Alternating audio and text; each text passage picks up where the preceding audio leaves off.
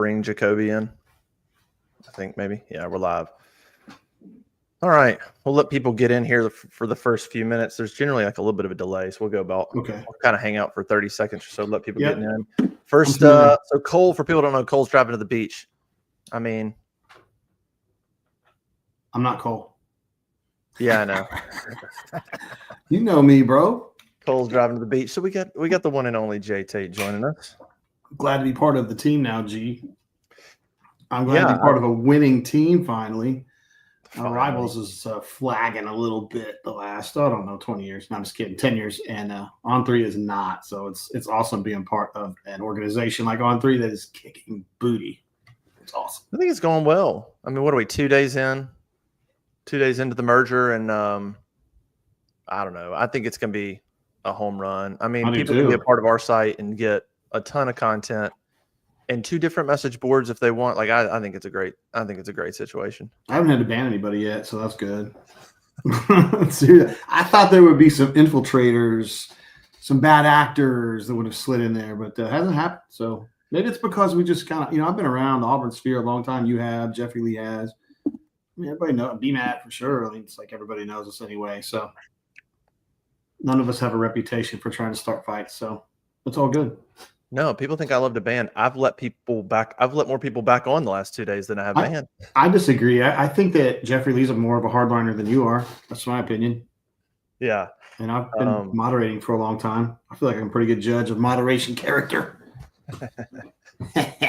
Well, it's been good. All right. So as we get going here, we got Jacobe Matthews coming up in just a second. New transfer commit from via Texas A&M, former 5-star. He's going to join us in just a second. We'll chat with him for about 10 minutes. And then we're going to dive into NIL strategy talk. I mean, we'll take as many questions as we can. I'll try to pop over the board and ask questions. I think we have an idea of a lot of the questions we've asked, but if you're watching, just put up questions and Zach will toss them on. But it's going to be a lot of NIL strategy talk after what Hugh Freeze and John Cohen said on Wednesday night. I don't know if we'll have time to dive into what Stephen Pearl said in basketball. Maybe, but there's a lot to talk about after Hugh Freeze and John Cohen made their comments. I put some stuff out there on social as they were talking, and then we put some stories up on the site. But man, a couple of those quotes I put on X went viral. Lot of reaction to what they had to say. So that's what we're going to do. All right, let's bring on Jacobe Matthews.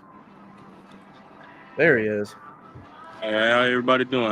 Yeah. There he is. What's up, man? How are you? I'm doing good. I'm doing well. Awesome, man. We were chatting a little bit off screen just real quick.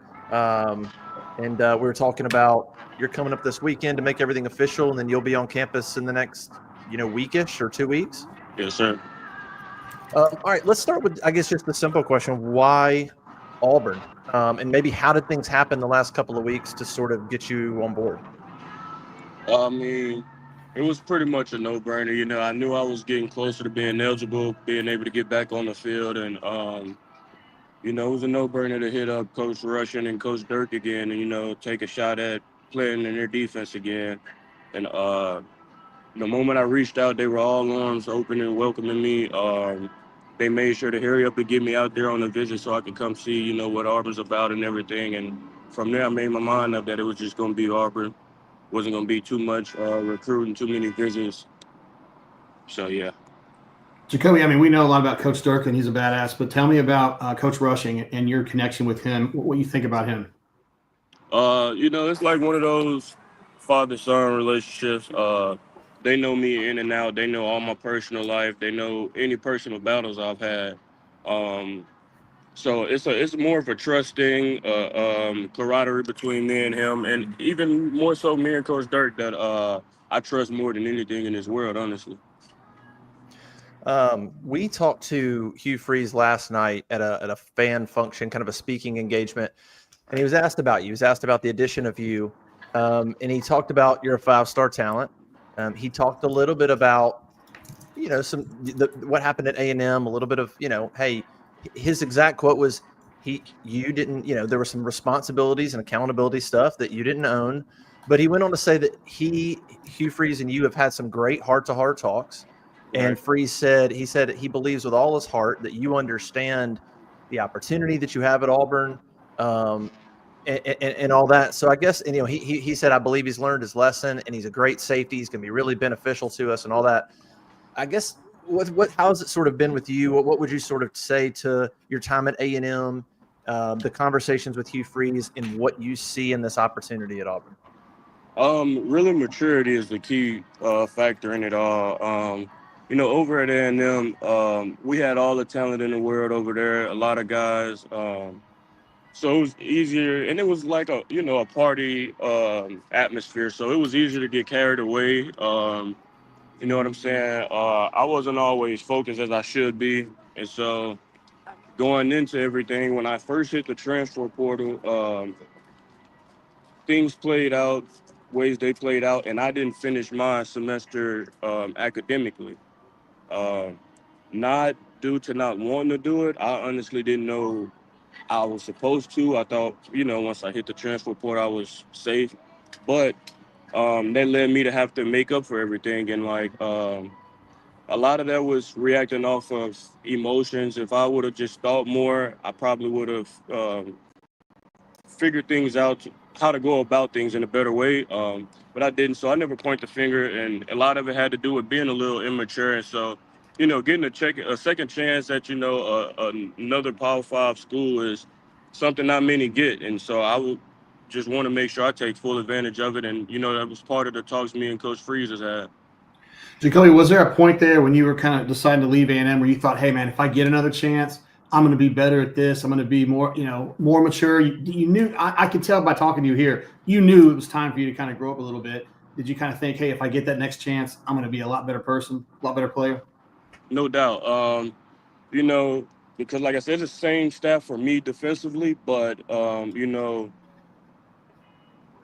environment, you're a part of who you're around every day. And like I said, we had all the talent, but I don't think there was any focus there. And so I knew I wasn't focused, being around guys that weren't focused themselves, and my peers. And so I just know once I got a breath of fresh air, a fresh start, I could be way better for myself. I can hone in on everything I need to do in order to fulfill all of my abilities. So you missed. Well, I guess, what were you doing in the spring? Where were you at in the spring? I was this past spring. Yeah, this past Oh, I spring. was And still taking my classes. okay, I guess my question would be, how do you feel when you arrive? You weren't here during spring ball, but you're familiar with Durkin.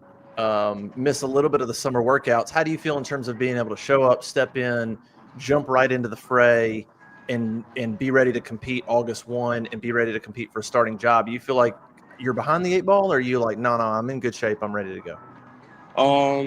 I mean, obviously, I haven't been in a football program training, so I'd be behind a little bit. But I've trained as much as I can on my own with different trainers to make sure that I'm not too far behind from everyone else. And Auburn has a great plan with getting me back acclimated into the program, getting me in the rhythm of things, which would be the fact of slow everything down, not just throw me out there, maybe pull a hammy or something, but to gradually work with the strength and conditioning staff to make sure that I'm gradually getting better and back to where I need to be in order to see the field. Jacoby, watching your film from A&M, I felt like you were playing some strong safety and some free safety. Is there a position there with Durkin that you feel better at, or you just kind of play that spot and it's all good? Um, I played the safety spot through and through, the star, the strong, the nickel, the free. So pretty much weekly, whatever the team may need, if it's a better fit for me to be in the strong or the free or the nickel, I pride myself on being able to do it all, but I think my role would be this year is more so of the free safety side. Yeah, that makes a lot of sense. Yeah. Man, appreciate you joining us. Can't wait to get you on campus. I know you're excited, and I know you'll be ready to work. I think you'll be a great addition. They got Caleb Harris, who's a young one, real talented guy. I think you're a great fit. They got a couple of really talented freshmen that can come in. I think you'll help sort of mold them. And so I think all of a sudden, I think Auburn's defensive backfield got a lot better with you, man. So I'm eager to see you out there in August. Yes, sir. Thank y'all for having me. You got it, Jacoby. See you soon, dude. All righty. There is Jacoby Matthews. 5-star in recruiting, played at A&M, had some interesting stuff to say there, Hoke, about how it was a party atmosphere, and he just wasn't focused the way that maybe he should have been, and that he's going to kind of come correct, getting his second chance at Auburn. That's pretty cool. Yeah, I thought he's pretty honest, and I thought it was pretty honest of Freeze last night to be like, he knows he messed up. There's no hiding it. He had some responsibility things and some accountability stuff, and he faltered. No hiding that. But he's a big help, man. If he lives up to that talent, and could potentially. I mean, what are we thinking? He starts opposite Caleb Harris, or how do you see things? I mean, it would be him and Sly right at that point. So I think Caleb Harris is a monster. I was surprised that Cole didn't include him on the 8 players that other coaches would be scared of or worried about, I guess was the way that Cole worded it. I think Caleb Harris is an absolute terminator. And so I think that Jacobe would fit better next to him, but Sly is going to have a word to say about that. And I also think the new boy and Eric Winters are going to have something to say about that too. So it seems like Durkin Hoke prefers at safety these guys that can play multiple positions, and they're just kind of like head-hunting linebackers is kind of the way. I mean, just guys who are just savage hitters and have fleet feet and can move. I think he likes just stacking his defensive backfield with guys like that. And like Jacobe was saying, he played different spots at A&M, and I think he likes that portability Durkin does. I mean, Winters can do some of that. New boy can play really anywhere. I think of him more as a free, but he can play anywhere. And I love Caleb Harris. He's so underrated. Nobody talks about him, and he's really good. Somebody asked Tuesday who leads the team in interceptions, and I hadn't thought about it, but I picked Caleb Harris. I said I like Kane Lee, Jay Crawford, but being a corner and picking balls, I mean, you better be elite. I was like, I could easily see Caleb Harris being in the right position, getting some errant throws if there's good coverage or good pressure, or getting a tipped pass from Lee or Crawford. I could easily see Harris getting 3-4 picks. Yeah, I think so sort too. of being roaming a little bit. I could see that. I love. I think this Jacobe would learn a lot, or I think it would be good. He was talking about what was the word he said? You're a part of who you're around, and talking a little bit about A&M specifically. Mm-hmm. But if you're hanging out with Caleb Harris, I mean, he's such a serious dude who's just focused on ball. I think that when you're hanging around him, you're going to have no choice but to be really into the game and really into preparation. So I think that's going to be good for Jacobe as well. Just to be around some guys that are all about business, man. They stand on business. Him, Jay Crawford, Kane's that way too, and New Boy's that way. So he'll be around a lot of guys that are all about that business. Yeah. All right. Let's shift and talk NIL recruiting. Really, man, that is the topic right now when it comes to Auburn athletics. I mean, it's June, July, so it's slow anyway, but Auburn's recruiting is struggling, and we finally got to speak to Hugh Freeze and John Cohen on the record on Wednesday night at Lake Martin. That was big. And it was interesting. We asked both of them, hey, what's up with recruiting? I mean, essentially. And if you can go to auburnlive.com, or I don't know what it is. I don't know if you type auburnsports.com, does it go to Auburn Live? Yes, it does. Okay. If you go to our site, Auburn Sports Auburn Live, I basically tried to include everything Freeze and Cohen said. I mean, I don't think I excluded anything because I was just like, here's everything they said. And I think there's video up as well. Essentially, they are – I'll take Cohen. Cohen seemed very comfortable and confident in how they are approaching things.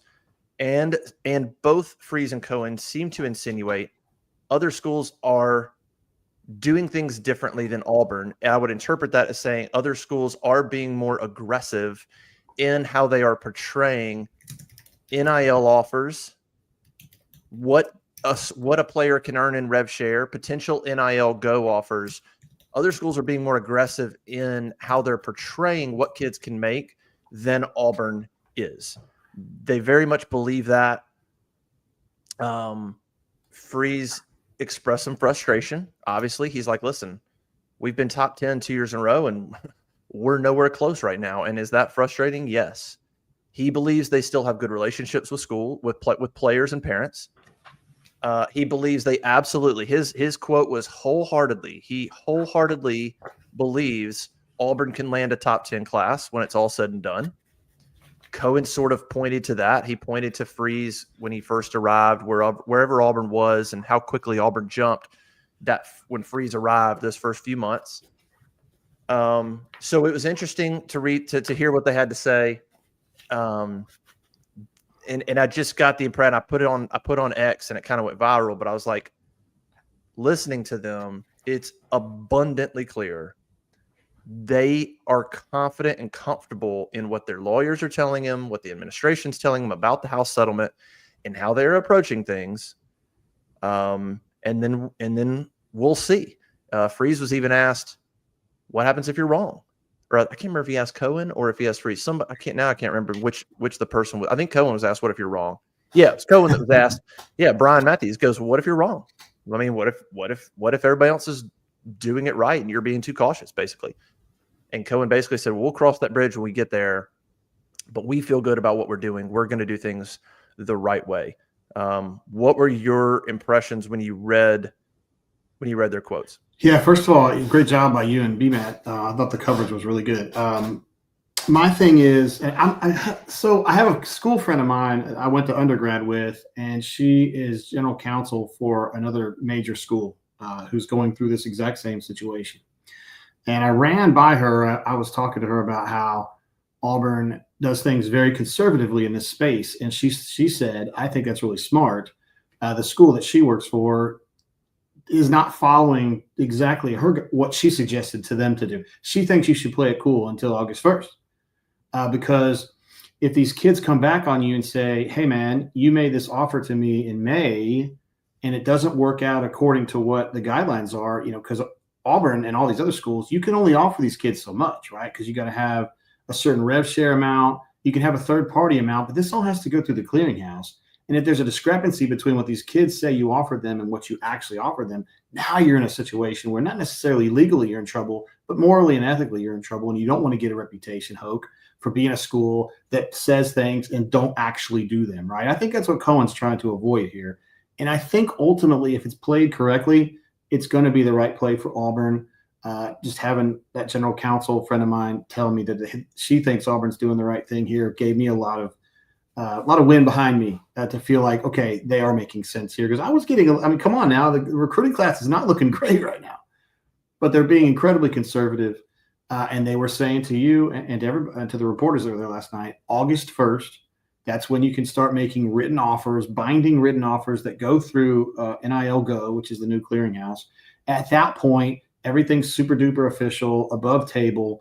And I think that's when Auburn really wants to kind of put the blitz on and say, okay, let's go to our top 10 targets and let's start, doing stuff the way that we want to do it. The way that our interpretation was we should have been doing it all along, waiting until I can make you a written offer. Yeah, Cohen went on the record about that. He definitely said August 1's a big day. There'll be a lot of offers go out that day because it's going to be time to put your money where your mouth is, and some schools might, and that's okay. There's going to be some that can't do it, Hope. And there's some that can't do it, and so I think one of the biggest questions I had away from it was, and I put it on the board, was, okay, even if everything if you heard, even if you're like, okay, I believe that they're smart, I think that their approach is a good one. You still look at the rankings and you go, but most of the juggernauts are still at the top. Now, Ole Miss is not. Like, Ole Miss is kind of down like Auburn. That's right. But most of the legit schools, if you just glance at the rankings, you go, kind of looks like business as usual. Texas A&M or Alabama or Georgia or Notre Dame, or like there's a lot of those similar elites that are still there. Maybe not everybody, but USC. And you go, all right, so if we think Auburn is doing it the right way, it would seem that most are not taking Auburn's approach. That's what it would look like if you just looked at the recruiting rankings. To me, if everybody took Auburn's approach, I feel like I would see a lot more parity, and I feel like I see a lot of business as usual in terms of the schools at the top right now. And so that's kind of it's one of my main hesitations of time will tell. We can talk about it. We'll find out in the next couple of weeks and months about how this sort of plays out. But it's my only concern is how many other schools are being too aggressive. Who's right? Who's wrong? it's a little bit of unknown. But I want to use this show to dive into, if we can, like, let's just dive into some stuff, and we'll take as many questions as we can. But I had some conversations last night, and I had some conversations this morning with people that would know about Auburn's approach and about just in general how this is going to work. And man, there's a lot. It's so freaking complex, man. And this stuff's changing weekly in terms of like school's approach. I mean, it's just shifting a lot and learning about things that are going on. There's just a lot going on. But I think if we can try to sort of talk about some of it, it would be nice. I don't know, from a general sense, just to try to get people understanding. If you want to, I mean, I'm game. If you are, yeah. I almost don't even know where to start because I'm so overwhelmed with information. And with kind of what people might be interested in. I mean, the sort of the bones of it is, I think people need to sort of obviously look at it in two ways. There's the rev share, which is $20.5 million, which is actually 18, because a portion of that 20.5 has to go to new scholarships. So it's like really like 18 is what's going to be split up between football or basketball or whatever. There's the rev share portion is all Auburn University. They allocate that. The NIL side is now going to be completely separate. NIL Go is outside of the university. They technically should not have anything to do with that. The university should have zero promises, zero guarantees of telling a kid, we can get you X deal. They can facilitate a little bit, but they cannot make guarantees when it comes to NIL. That has to be the student athlete going through a process, and then the business doing a deal. The university should not be involved in that, essentially. And that's where you get into the clearinghouse and those sort of completely separate enforcement arm, which I linked on the site, which is the College Sports Commission, which is just the NCAA won't even enforce, by the way. I saw some people yesterday saying, well, when is the NCAA going to finally crack down? NCAA right now has zero to do with NIL enforcement. Nothing. It's this completely new made-up group by people that have operated in Major League Baseball and other places. And so that's a completely separate deal, the NIL side. And there's multiple things that go into NIL and NIL Go in terms of what makes it a valid deal. Like, there's a lot of steps involved where the player has to say, here's the business. The business has to come back and validate that they're legit. The university, where the university is involved, is the university has to attest that it's a legitimate business. So when we talk about how do you sort of get around some of this stuff, there's a lot of people that have to put their name on the line when it comes to validating that the business is legit, that the business that's doing the deal with the kid is a legit business. So there's a lot of people that have to sort of attest to it. And so you would have to have the player, the business, and the university all basically lie if it's not a legit business. And it's a lot of people putting their neck on the line that I don't see happening. Right. When it comes to creating that. Then when it comes to NIL, there's the range of compensation aspect that is a little bit unknown right now. Basically, this College Sports Commission is creating, they're putting all this data information and they're creating what they would consider a range of compensation for a specific player. Here's the funny part about this. In other words, let's say Auburn signs a kid, or this kid puts his name in and he wants to do a deal through NIL Go, and the deal is for whatever, $10,000 through the business. They will get something back from the commission that says you're out of the range of compensation. But they won't tell you how far out of the range you are. Or what the range is. Are you low? They won't tell you anything. You just have to go, okay. Well, then we'll go, I guess we'll try 9. We'll try the IRS. 11. So that's an interesting thing that schools have no idea. They don't know how that's, can I try it 10 times until I finally get in the range of compensation, or is there a limit? So there's a lot of that's unknown, but that's how they're going to judge range of compensation, and kind of how they get to that number. I mean, it's sort of subjective. They're going to take professional deals. They're going to take data to try to figure out an accurate thing, but man, don't you feel like lawsuits are coming on that one? Yeah, absolutely. Restraint of trade, without a doubt. Yeah. So there's that aspect of it that's part of the NIL. And then you get to the clearinghouse and the NIL Go and Deloitte and that kind of stuff in terms of dealing with the NIL deals. So I say all that to then say, when offers are now being made to recruits, you basically have a two-part offer. You have schools that are going, here's what we think you can make in rev share. And I think what's different and what people are doing differently now is how are schools approaching the NIL aspect? What Auburn is doing is they're saying, okay, you're a big-time receiver. Here's what Cam made last year. They can talk about that. Here's what Cam Coleman made last year. Here's in general what top-notch receivers have made at Auburn. We guarantee you nothing. We don't facilitate it, but based on the past, here's what we think you can make based on what Cam made. That's what Auburn is doing right now.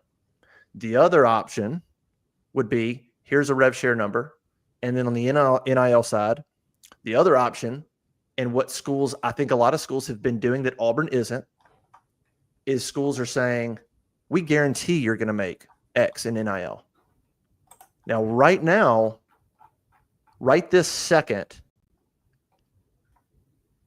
like that's not going to be allowed. I think it's allowed now. It's not going to be allowed moving forward, but that's a big component that Auburn's not doing that other schools are doing. If schools are going, we're going to give you X in rev share, and we guarantee you're going to make $200,000 in NIL.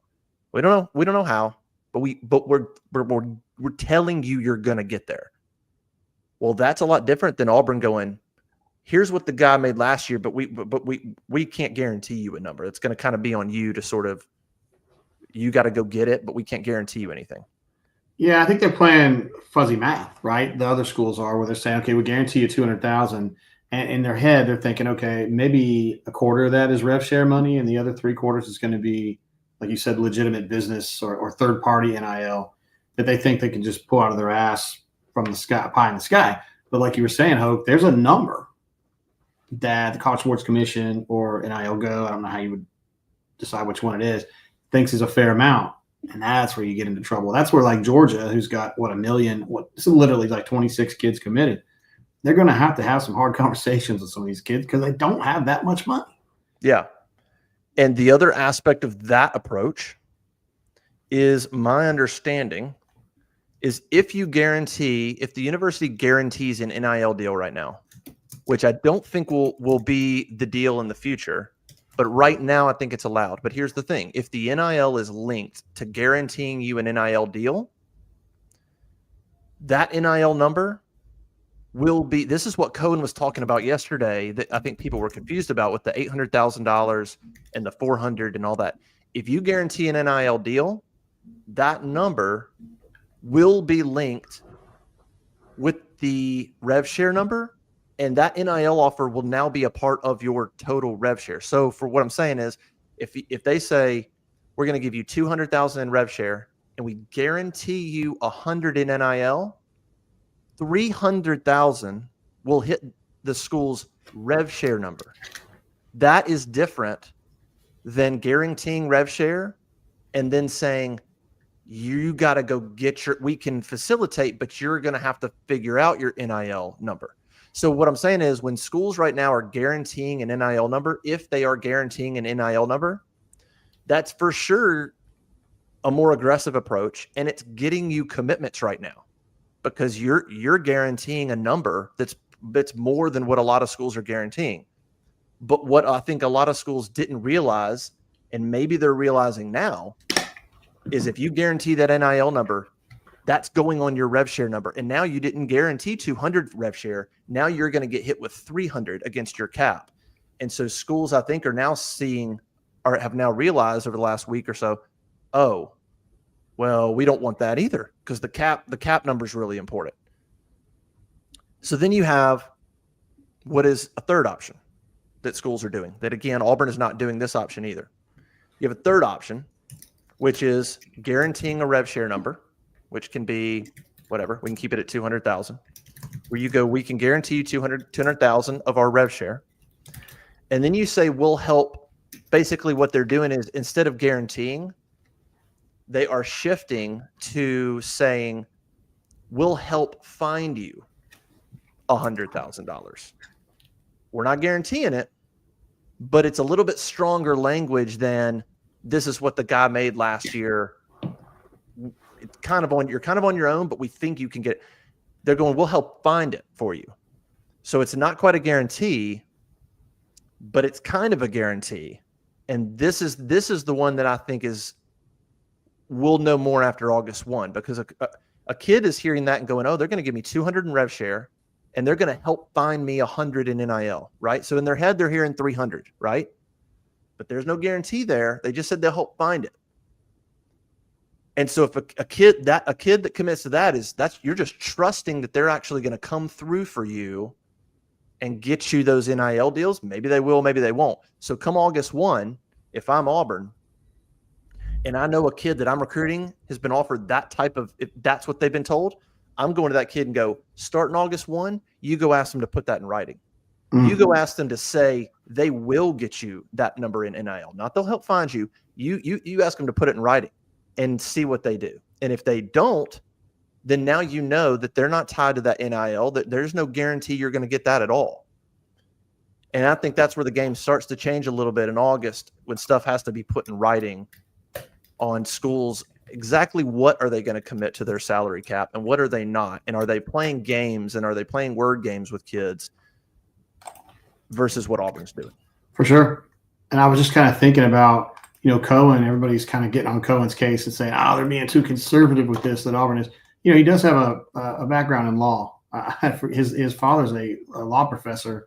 And if you talk to Cohen, if you spend some time with him, he thinks about things from a legal perspective. I know he's a baseball coach by trade, and an athletic director, but he's got a lot of legal folks in his circles, his inner circle. So I'm going to trust his interpretation on this. And I think you've iterated here, Hogue, it's a very complicated and nuanced situation, and it's going to be tough. I personally, if I was an Auburn fan, I would feel pretty confident with Cohen as being the point guy on this particular situation. Also, there was a good question in the chat about is Auburn at the bottom? Like, why is Auburn being this way and everybody else is going crazy? Well, that's not necessarily true. LSU has 12. South Carolina, which I know that's not a great program necessarily, but they recruit really well. They've only got 10. Missouri recruits fairly well. They have 8. In Colorado, of all schools, they have 5 commits right now. So Auburn's not the only one down here with just a few commitments. Now, I'm not trying to make an argument that Auburn's having a great recruiting cycle. They're not.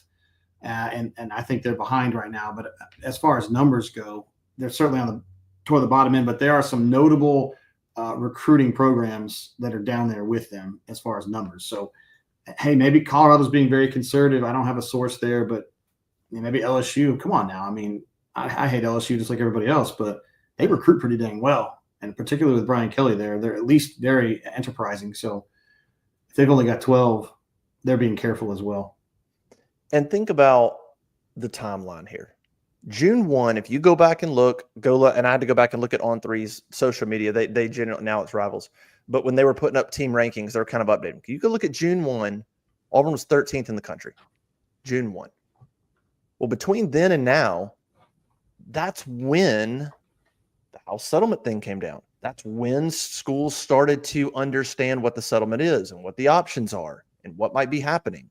Like the exact time frame of Auburn going from 13th in the country to 73rd in the country is the exact time frame of a lot of this evolution with the settlement and NIL and what they can do and what they can't do. Those are aligned.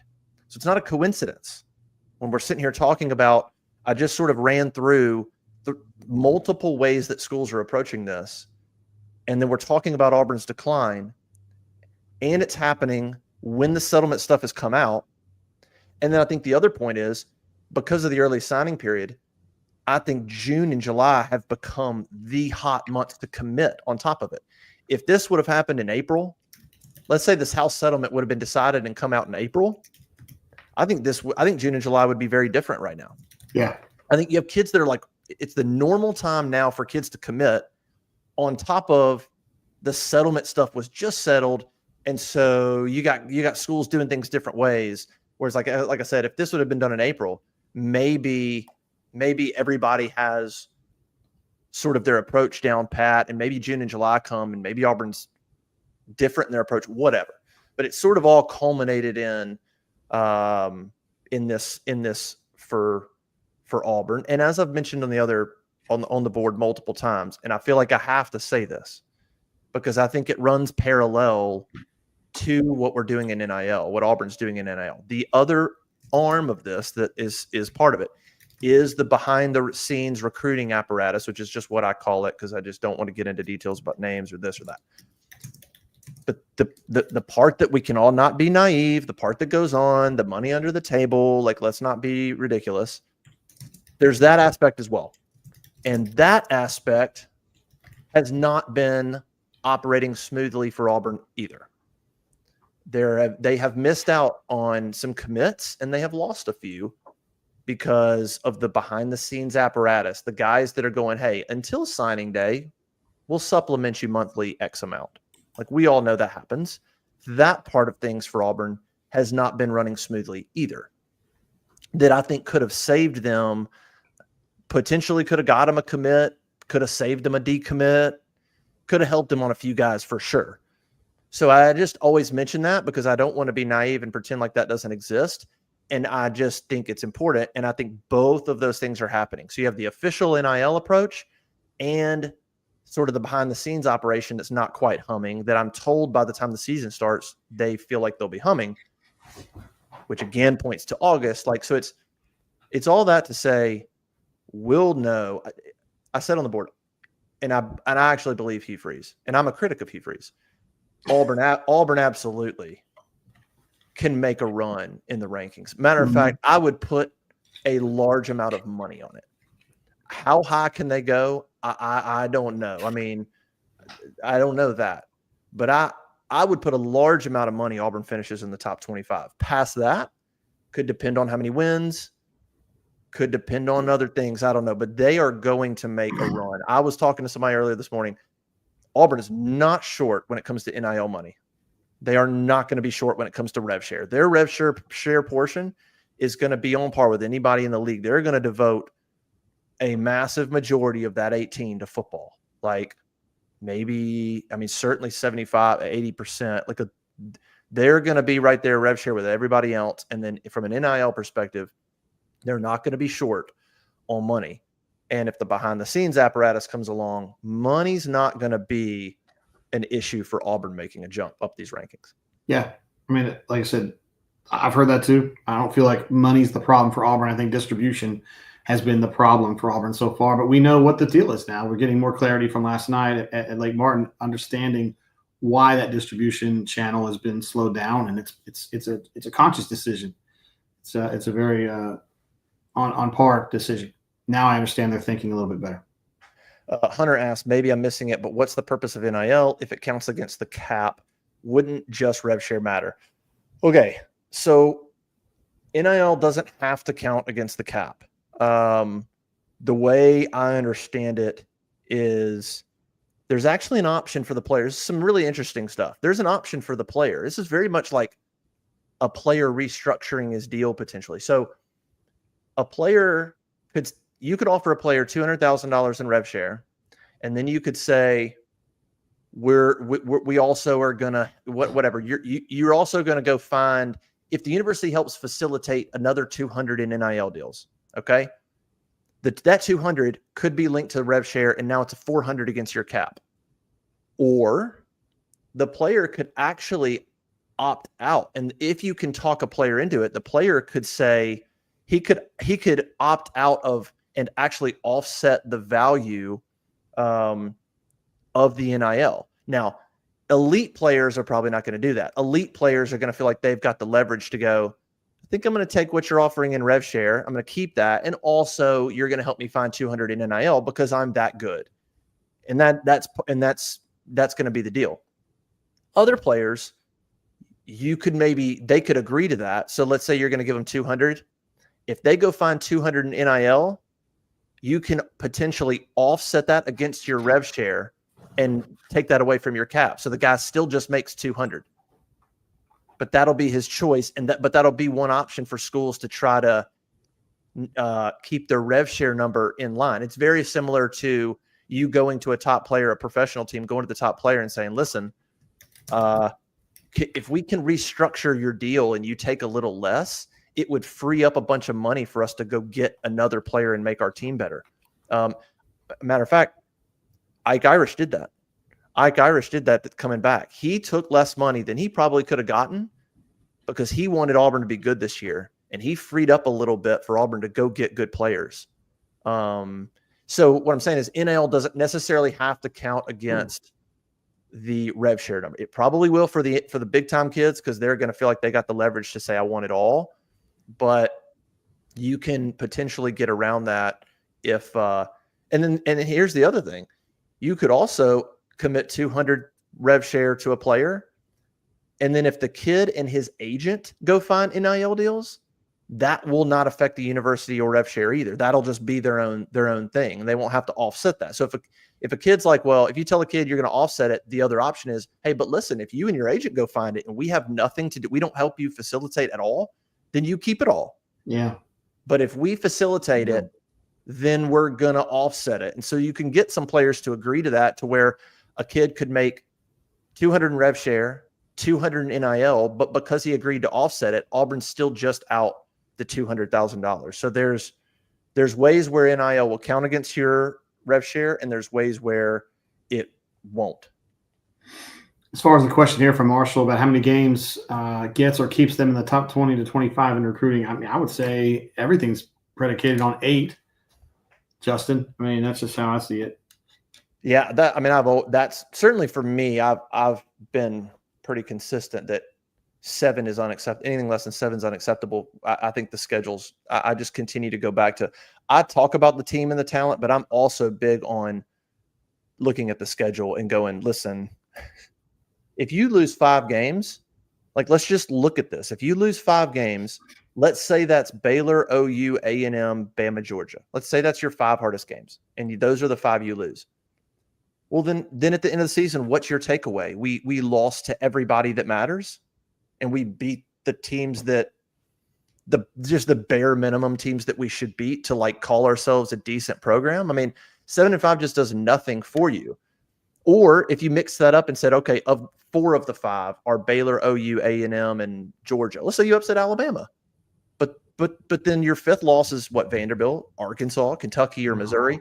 Like, you just 5 losses gets you to me where you either did really nothing of significance, you just kind of beat the teams you probably should beat, and you lost to everybody good, or you upset somebody, but then you also lost when you shouldn't have. So it just 7-5 doesn't do anything for me to walk away and say we took a big step towards being a championship program. Like, it just seems like a totally another status quo year. So 8's the minimum. 8's the minimum for me. And somebody asked, by the way, is it actually a run if you get into the top 25? And that's fair. Like, that's kind of a funny expectation thing, is Auburn's fallen so far behind that if they finish top 20, is that successful when you had 2 top 10 classes? No. It's not. No. It had to be top 15 for me. Yeah. So it'd be 8 to just keep this regime here. And then at that point, I think they would be top 15. I think it's going to be fine. I'm not saying it's going to be an amazing class, although maybe it could be, but I think they're going to be fine. I think they're going to put together a class that's commensurate with the classes they've had before. Maybe not number 8, but somewhere in that range. It'll be a hell of a lot better than it's been so far. And the other aspect to keep in mind is again, I know it's a lot. I hope people go rewatch this, and maybe I'm trying to explain it the best I can. The other aspect of this salary cap is thinking ahead to the transfer portal. And there's so much we don't know. So let's say you get a kid on board and you commit X number towards rev share. Well, if he can go out and find an X number in NIL deals, and you can get that player to agree to an offset, then it could be November and you could free up rev share numbers, because like it could be October and this kid could be signing NIL deals that you're turning around and offsetting off of your salary cap. And November rolls around and all of a sudden you've got an extra $2 million in your cap that you didn't know you were going to have before because you found NIL deals or a kid found his own NIL deals during the season. Then portal season comes around and you got an extra $2 million that you weren't expecting. That's free from your cap that you now dive headfirst into the portal. That would be tasty. Which is just a completely like revolving door of who knows what. I mean, that's just going to be part of the process on trying to figure that stuff out. And so it changes what Auburn needs, right? Like the way you run recruiting 10 years ago, now you've got like an accountant, you need like a CPA or a financial analyst. Well, and Auburn's hired, man. They've hired multiple, I mean, at least 4 to 5 people at least. I'm sure that'll grow that now do nothing but this. They do nothing. There's going to be a group of people that do nothing but find players NIL deals. It's all they're going to do. And then you're going to have, they also hired a person that is on the university side that's basically going to now act as the GM on the university side that's going to overlook the salary cap. They're going to be in charge of here's where our cap is. And here's what everybody's getting from the university, from the rev share side, and where's our cap at. So you have a person that's now overseeing the salary cap at like a GM, and then you have a group of people on the NIL side that are going to do nothing but try to find guys NIL deals. It's capology. Sir. This is an interesting question here, kind of pivoting away from NIL because I know it gets a little thick sometimes. It's just kind of very heavy. It says, JG, is it me? Anthony asks, or does it seem like Stephen Pearl is on the verge of being the head man in charge? It's an interesting question because, hey, when the Nike thing was announced, Hoke, and you put something out on this, you know, Stephen Pearl was the one that was kind of representing Auburn basketball with the quotes on that. And then last night there in Lake Martin, Stephen Pearl was representing the program again. Obviously, really good at it. He's got some real ability as far as that goes. But it's interesting that it continues to be Stephen Pearl. I mean, do you read anything into that? I mean, in the context of BP being discussed as a possible candidate for the U.S. Senate seat, the Tuberville is going to be vacating. What? I'm just kidding. Never heard of that. Do I read anything into it? I mean, do I read it? Not yet. Not super heavy yet. I mean, it's good experience for Stephen Pearl. I know that I know that part of the thought process of having Stephen, and Stephen was going to speak at the Ambush event in Columbus that was canceled. I know that, I guess I don't know why it was canceled. I know that part of the thought process was experience for Stephen, good experience for Stephen, which obviously is connected to good experience because I want him to be the head coach. Or he wants to be a head coach, right? Right. But like I'll say, like this week, basketball team's off. Bruce Pearl's on a cruise. So Stephen was speaking in Lake Martin no matter what. Okay. You know, so like that was going to happen. But yeah, there was some experience there with wanting to get him some experience there too. So the Nike thing was more interesting to me. That was a little bit more direct than I think speaking at Ambush. Quoting Stephen in the Nike release, 3 paragraphs in a row. Quote from Hugh Freeze, quote from Stephen Pearl, quote from Butch Thompson. That was more direct to me about good point. Bruce saying quotes like, I'm going to push Stephen into some of these situations right now.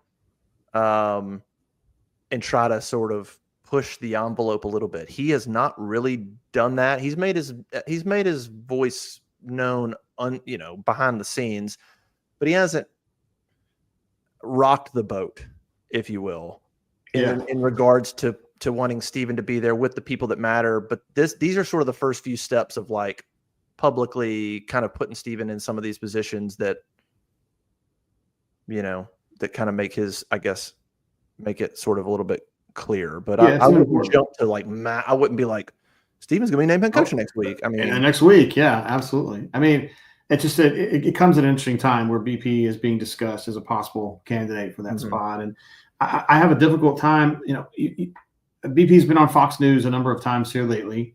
He did an op-ed essentially backing up Katie Britt. He's positioning himself to be a GOP candidate.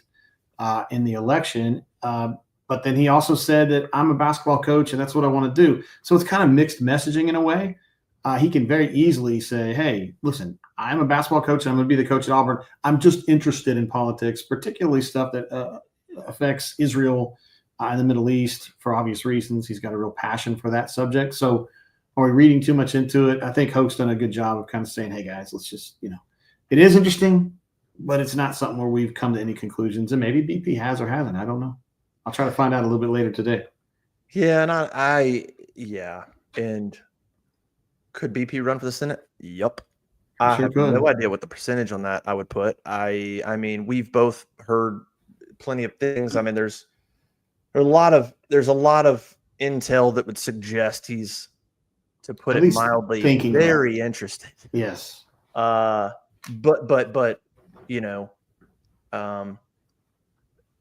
who knows? Could he win? When would he have to announce? There's just other things that are going on. And I think the deadline would be late November, early December. I believe is an actual deadline for anybody that's going to run for that spot. So literal deadline. And see, that's another thing. There's no way. I mean, could it happen? I guess I would be very surprised if Bruce Pearl waited until the season started.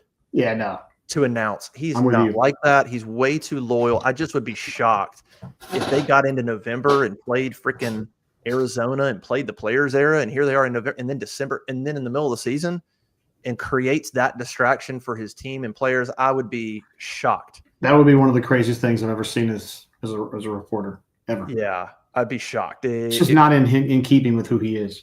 Yeah, there'd be some kind of external factor that would make that happen that I wouldn't even know what would be right now. So if it happened, it would just have to happen in October. That's when it would have to happen or something like that. I mean, I just don't know if I had to put a percentage on it, I just don't know how I would even do that. I really need to sit down and talk to him about this, which I haven't done.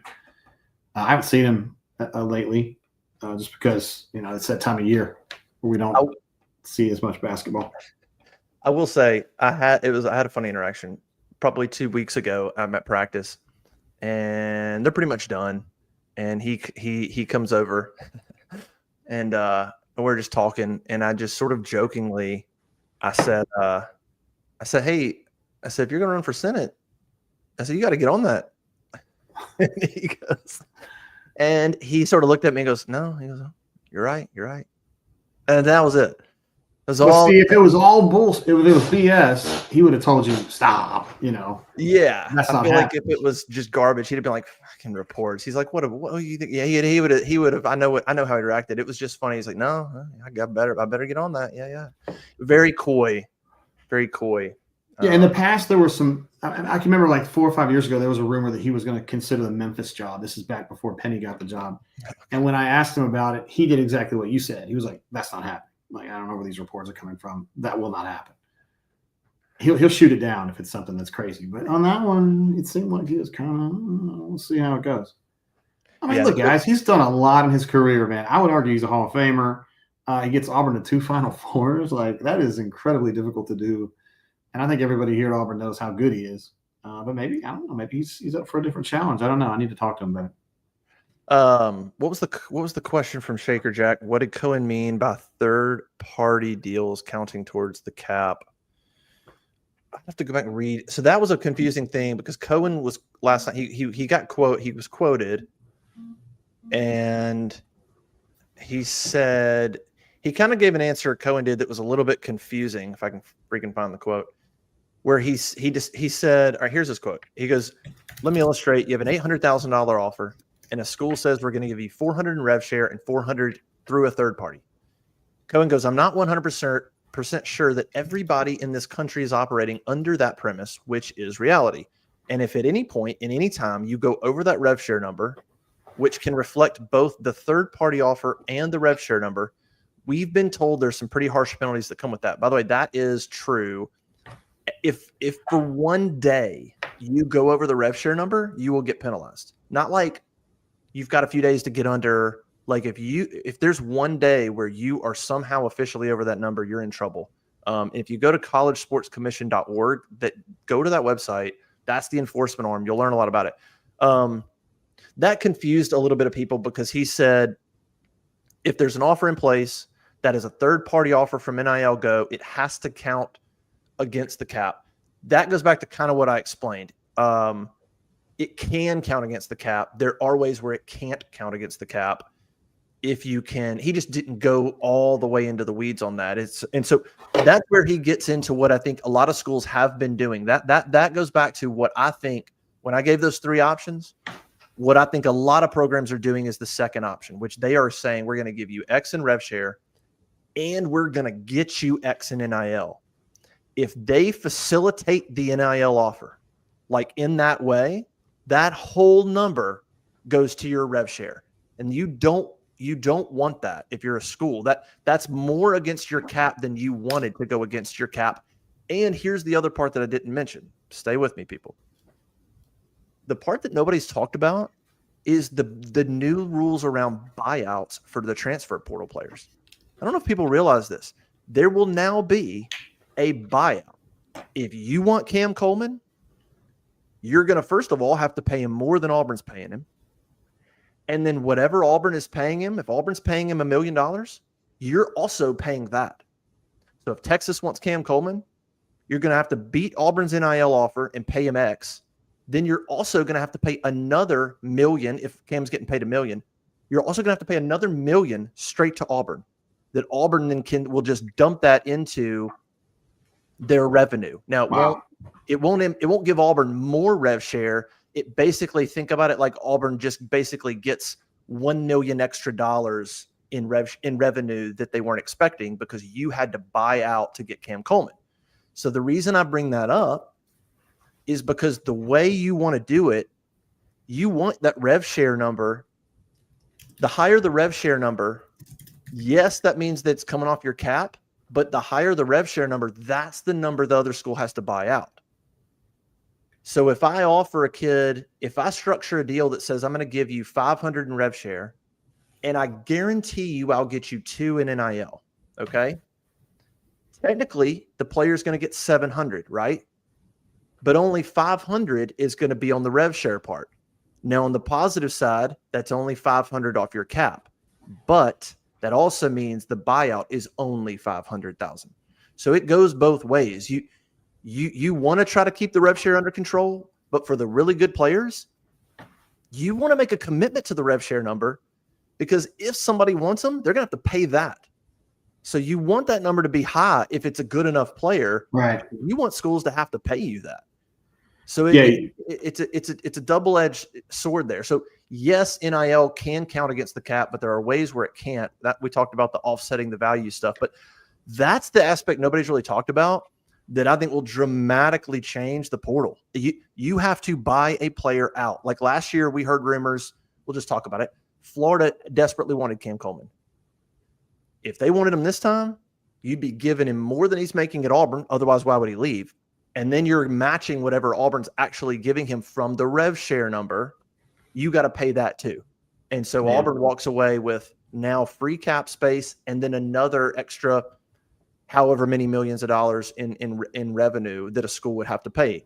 Now, maybe some schools are like, oh, it's well worth it. But just understand the portal's going to change when schools go, oh, I can't just lure the kid in and pay him maybe a little bit more of the same. I'll have to throw another. So now you want Cam Coleman, you're paying $2.5 million for him, not a lot, not 1.2. That's a lot. It's going to change the portal. It's going to change it. Yeah, that's huge. That's really, really big. The question here from Rebecca about who would I pick for media days. I did not know what Hoke and Cole chose, and I would trust Hoke's judgment on this. But I guess if I was picking just off the top of my head, I definitely like Keldrick Falk. I definitely like Jeremiah Wright. And you could either go DeMar, you could go Jackson Arnold. I'll say Jackson Arnold because it seems like he's the de facto figurehead. I like DeMar too. I think I picked Keldrick. I think I picked Jackson. And then did I say Cam? I didn't go Eric Singleton. I could see Cam. Maybe I said Cam Coleman. Cam is a bad man. I just think Jeremiah is just such an Auburn guy. He's a good guy to talk to. He's a good player. I really like to see him. He's like the Nosa Igwe of this team, you know.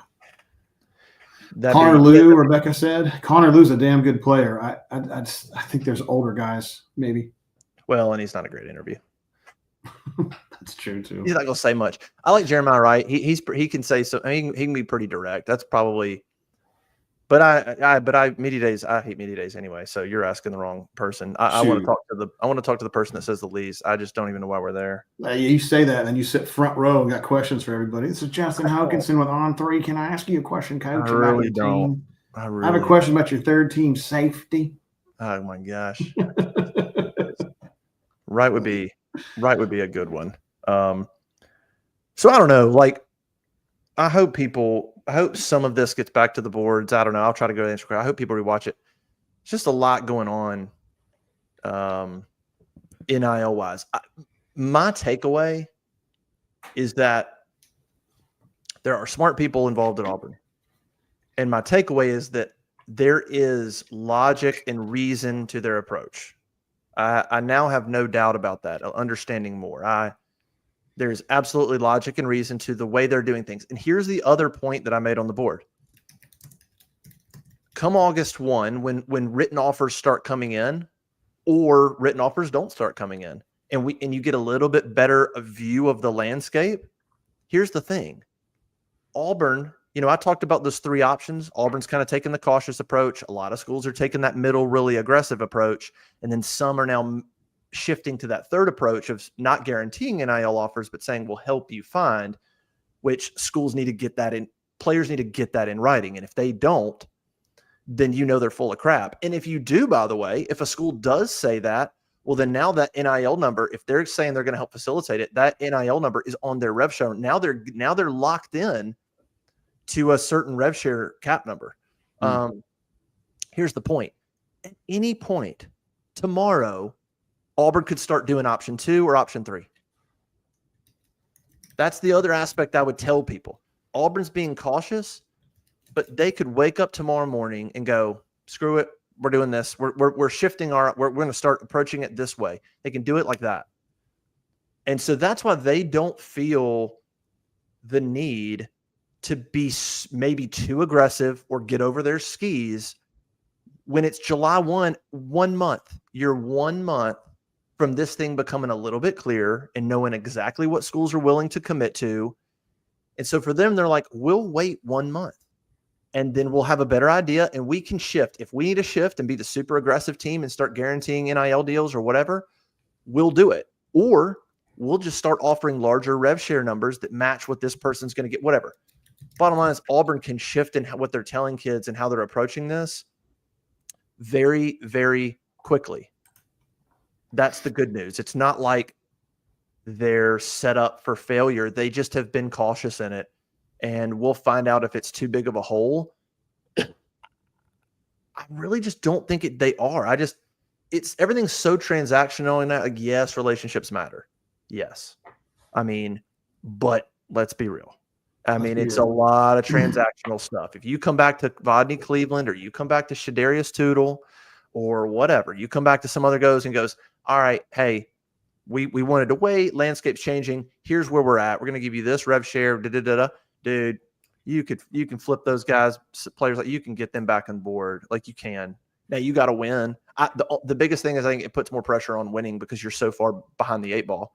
Now you got to win. Yeah. You got to go get 8, but they can shift and get and get players back on board. Like I really do believe they can. I agree with you on that.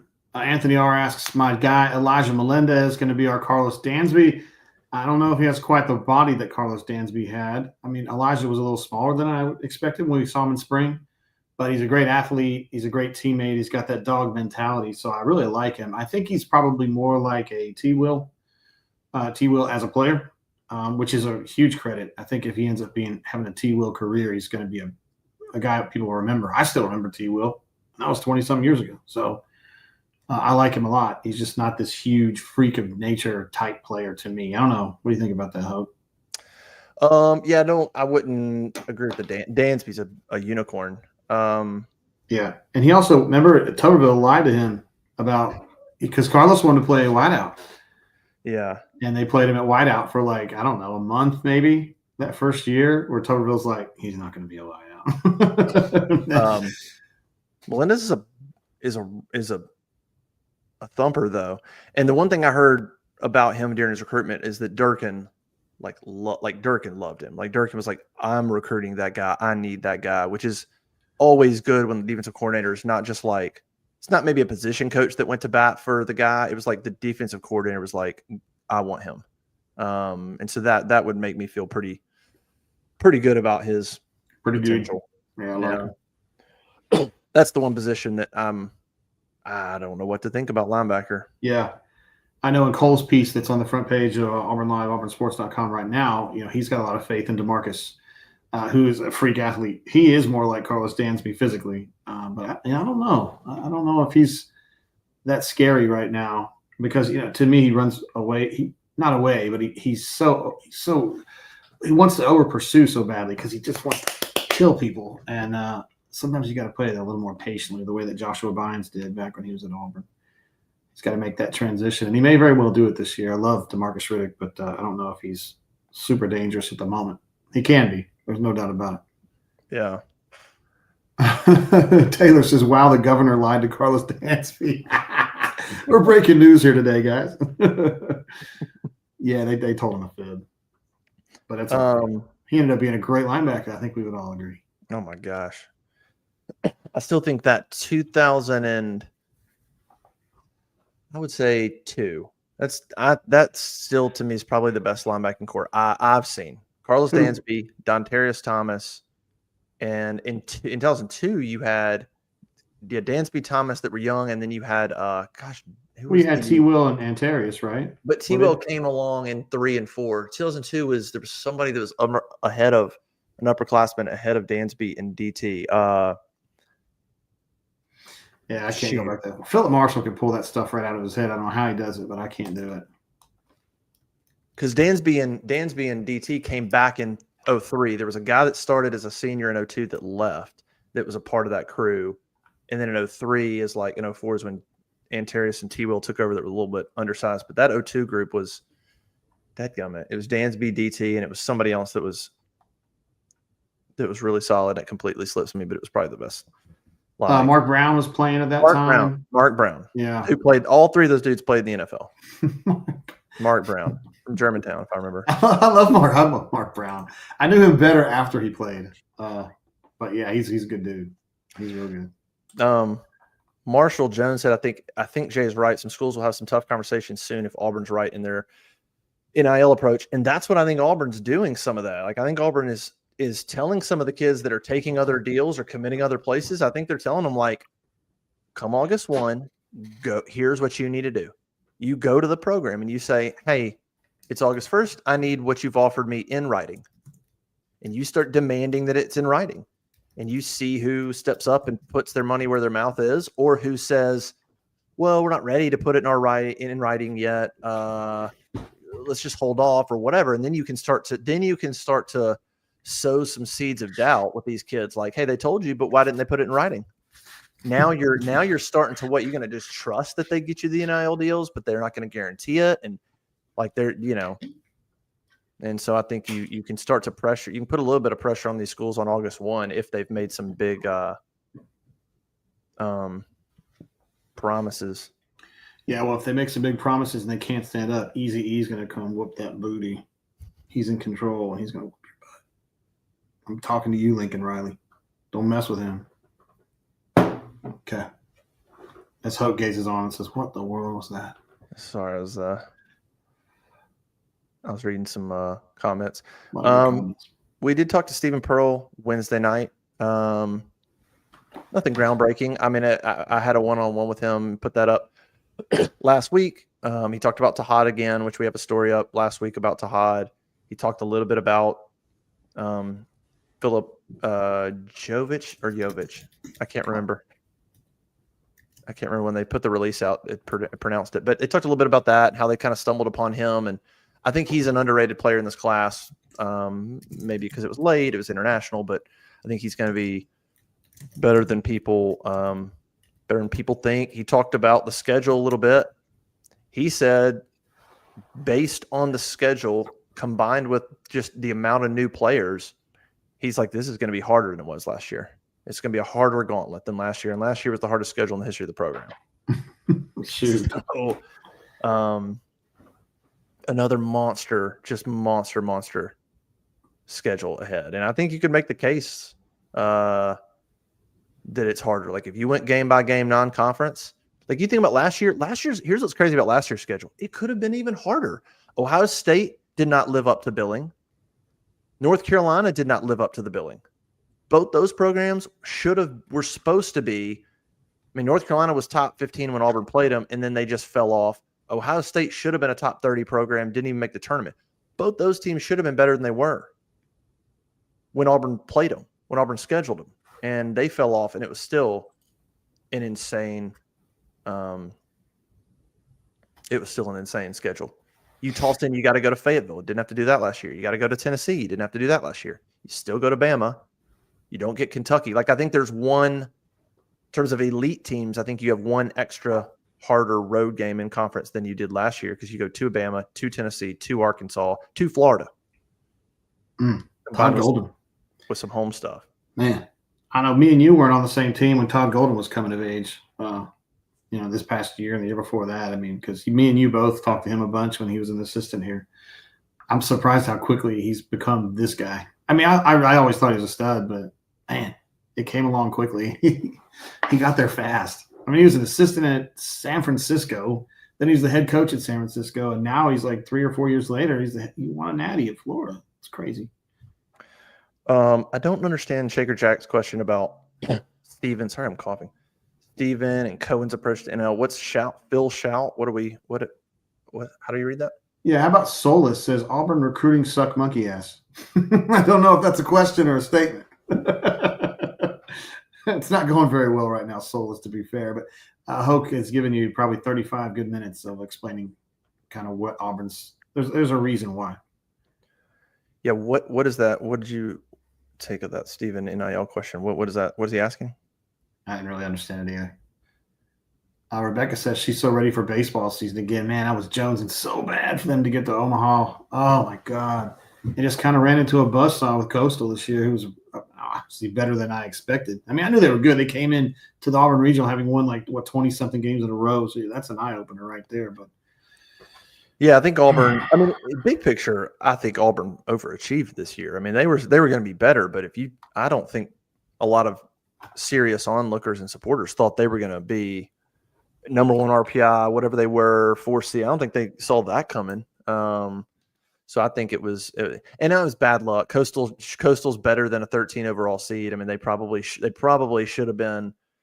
Could have definitely made the case they should have been a top 8 in hosting. Very much so. I mean, Auburn got a tough draw getting a team that was probably underseeded. And then you have people like Kevin Skarbinski, who is just begging for attention these days. Make a comment about how it was just such a disappointment that Auburn lost to Coastal. And it's like, I mean, okay, Auburn's the 4 seed. You would hope to come through at home. I get it. But like, they lost to Coastal Carolina, who was in the national championship. So maybe walk that back, which I'm sure he hasn't walked it back. But like, it's baseball, man. It's not football. Like baseball, anything can happen, dude. You lost. What were those games? Would you have extra innings and then you lost 1-0? What was the second? 3-1? What was the second score? I mean, I don't remember. They were right there within both those games. So. I put a sarcophagus over that whole thing. I don't want to think about it anymore. I was so into that team. I was just like, here we go, Oh, how does Stephen Pearl feel about Cohen's approach? Oh. I would think it could potentially hurt his ability to go and get top players if we're going to play, if we're playing by the rules and others. I mean, this roster that he's got right now is pretty damn good. I would argue on paper it's at least as good as the team last year, Hogue. Yeah, a lot of players, dude. I think there are arguments to be made that from an athletic standpoint, there are some players. There's some areas where it's better. Obviously, from an experience point and cohesion point and knowing the system, it's not going to be the same thing. But there's some pieces that could be better. Well, Stephen mentioned John Cohen by name in his answer yesterday. He feels like they've gotten support when it comes to NIL. Now is he just saying that publicly just to appease? It'll be interesting to and then Auburn's not going to release it, but it'll be interesting to see how they split up rev share. Like I said, I've heard that a majority of it's going to football. Like if they split up 18, 14 is going to football, and or something close to it. And I think basketball gets like 3.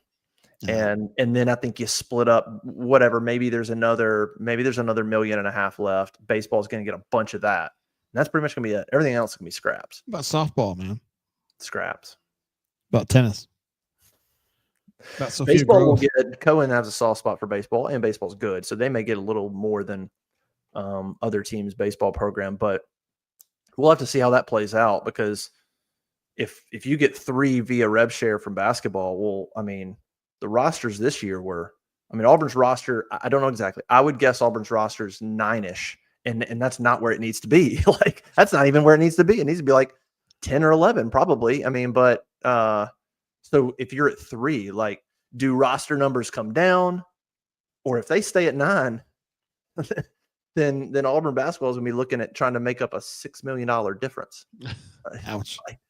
I mean, so it's going to be in the whole SEC. I mean, most of the SEC is going to devote a large portion of that to football. So it'll be interesting to see SEC basketball in general after this sort of meteoric rise. If a bunch of rev share goes back to football, does basketball take a step back, or can it stay pretty elite?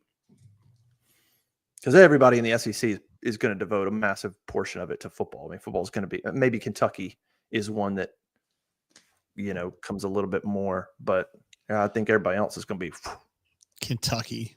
Fuck out of here. I've had enough. Auburn owns Kentucky. They ought to be paying rent to Auburn. They own the deed to Kentucky basketball. Just literally stole it from them in 2019, and now they're mad. I mean, let's be real about it. Stole their soul, dude. Stole their soul. And I say this as a Kentucky graduate. Snatched it.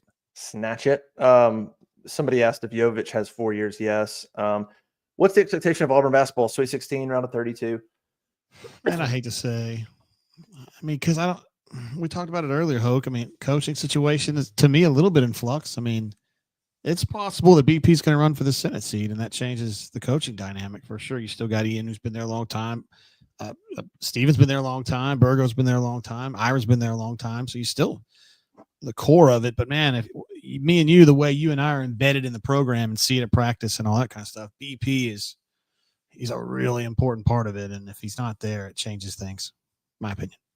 Yeah, I think where the program is now, you kind of go into – I mean, Auburn's at the place now where I think you kind of go into every season –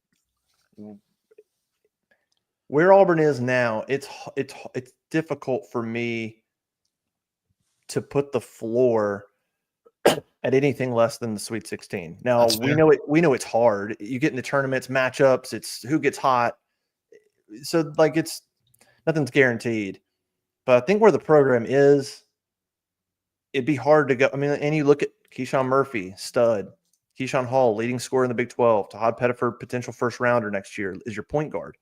A few top 100 high school players. They got some good guys. So it'd be hard for me to say it's sort of rebuilding. It's definitely rebuilding. I think it should be more reloading than rebuilding. So it'd be hard for me to say, well, I don't know. Everybody's gone. I think making the tournament. And no, we're past that, man. We're past that. I think the Sweet 16 is where they need to be. But just having been at practices, long way to go. Long way to go. Just a lot of unanswered questions for me. But I'll echo what Stephen Pearl said. Watching practices without Todd Pettiford and then watching practices when he returned was night and day, as it should be, but night and day.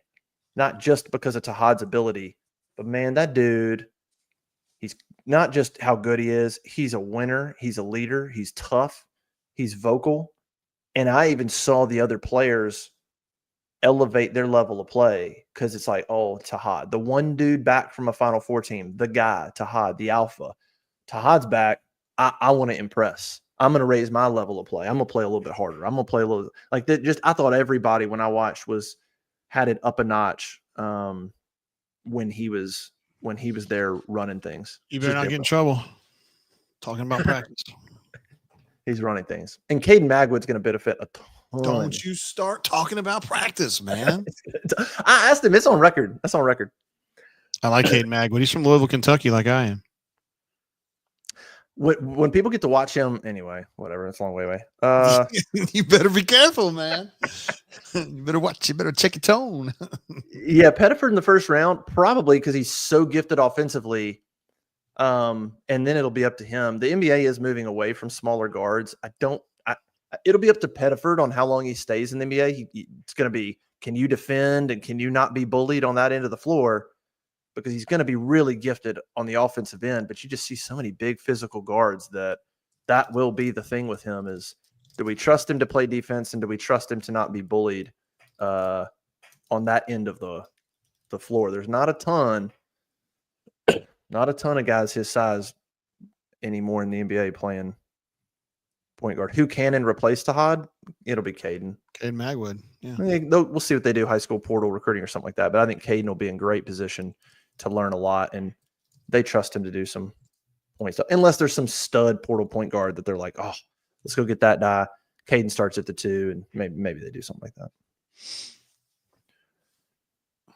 Anything else? Anything we didn't hit on? Yeah, I think we've said it all, Hoke. We've been on an hour and 20 minutes. It's pretty good for a nooner. It's a long one. We had Jacobe on earlier, and then we talked a lot about NIL. We talked about some basketball, talked about some football expectations, talked about Carlos Dansby, number 11, number 1 in your hearts, of course. And we also talked about Bruce Pearl potentially considering a political career. We're not sure what to make of that, but we'll continue to work on that. And if you want to find out, it's going to be here at Auburn Live, auburnsports.com. There's no doubt about it. Yeah. We have a flood of content on the front of Auburn Sports these days. It's Auburn Sports / Auburn Live. Either one of those will go to the same place. And Cole and Hoke and Jay Lee and Caleb and B Matt and me. It's a big ass group, man, doing a lot of work. Yeah, I think it'll be a fun place to be. What's coming up? Media days, a couple weeks. We'll talk to Freeze. That's pretty much the next time we'll talk to him. Until then, it's just see if Auburn loses any more football commitments. I don't know. They only got 6. I mean, you can't lose 2 anymore. How many more? I mean, there may be. I mean, we got a month till August 1. It wouldn't shock me at all if a few more get plucked or if they lose a few. I mean, there's some schools trying to get Hezekiah Harris. I mean, there's no doubt about it. But not trying to be Mr. Doom and Gloom about that. Well, at this point, like when Denarius Gregg decommitted, everybody's like, I mean, what is it, Tuesday? I mean, was it Monday? I mean, it's there. I think we're past the point of freaking out, and we're just like, just let me know when the hurting stops. Is where everybody's at. Make it stop hurting. That's pretty much where everybody's at this point. But now everybody's going to think that August 1st is going to be like Reclamation Day, and I bet they're going to be disappointed because it's going to be a process, right? Yes. And I guess 4 or 5 stars on the 1st. Yeah, I guess I should have clarified that, but hopefully people understand that. Yes, no, I don't think it's your fault. I think it's incumbent upon Freeze and Cohen. I think is the one that said that. Like it's going to change big time on the 1st. Like, well, he didn't mean they're going to flip 5 guys. Yeah, he oversold that. That will be, it'll be the weeks and the months after that for sure, and then it'll be win games and get into all that. But there's stuff like there's even other decisions that like they're waiting on that'll happen in the next month or 2 that will affect things. Like there's legal decisions that they're still waiting on that will impact stuff. So it's just like, when I talk about it being just changing a lot, it just is, man. There's just a lot to try to understand and deal with, but we'll see. It's not up to me to determine if their approach is right or wrong. The results will show it. Either they are or they aren't, and we'll see when their class is what it is or is what it isn't. The only thing I would point to when you're trying to figure out who's maybe being too aggressive and who's not, like when I look at a school that's got 30 commits right now, I would probably start there. I mean, given all the uncertainty, and you've got 30 kids committed, I don't even see how that's possible when you don't know. There's so much you don't know about rev share. There's so much you don't know about how NIL is going to work. You can't even give written offers yet, and you have 30 kids committed. I'd probably be skeptical about that. I'd probably watch like a class like that and go, is that program just promising the moon to everybody, and then they'll just be okay with just dropping kids as we go? Like, they'll get them on board and then they'll just shed the people they don't, and which is kind of a crappy way to do it. I don't see you could have 30. You shouldn't have 6, but 30 seems like an outrageous number to have right now. South Florida has 32. I mean, I know it's South Florida, but I mean, still, it's a hell of a lot of kids. USC has 30, North Carolina has 30, Georgia with 26, Boston College 26, Arkansas Razorbacks 25. Like, wow, a lot of conversations. Mississippi State is 24. It's a lot, dude. It's a lot right now. That's a lot of commitments, man. And you still got your roster, man. You still got your roster that you're going to have to figure out and get contract and figure out what you're going to pay them. Like, I don't know how you can be guaranteeing high school kids big numbers right now, and you still got to them give written offers to your current roster and your current players, and all that's got to be under 18 or 20. I don't know. Hey, we did get a super chat earlier from Shaker Jack. Said, great show. That was very nice. Thank you, Shaker Jack, for being in there and asking some great questions too. Appreciate you, G. Yeah. All right, we'll roll. We'll come back. We'll be back at it next week. For anybody that's on here, tell your people they can rewatch this. So it's always rewatchable on YouTube, and then the audio version goes up on the podcast platforms later this afternoon. So like Apple and Spotify. If you want to re-listen to it, you can pop on there, and it's put on there a little bit later. So, all right, guys. Well,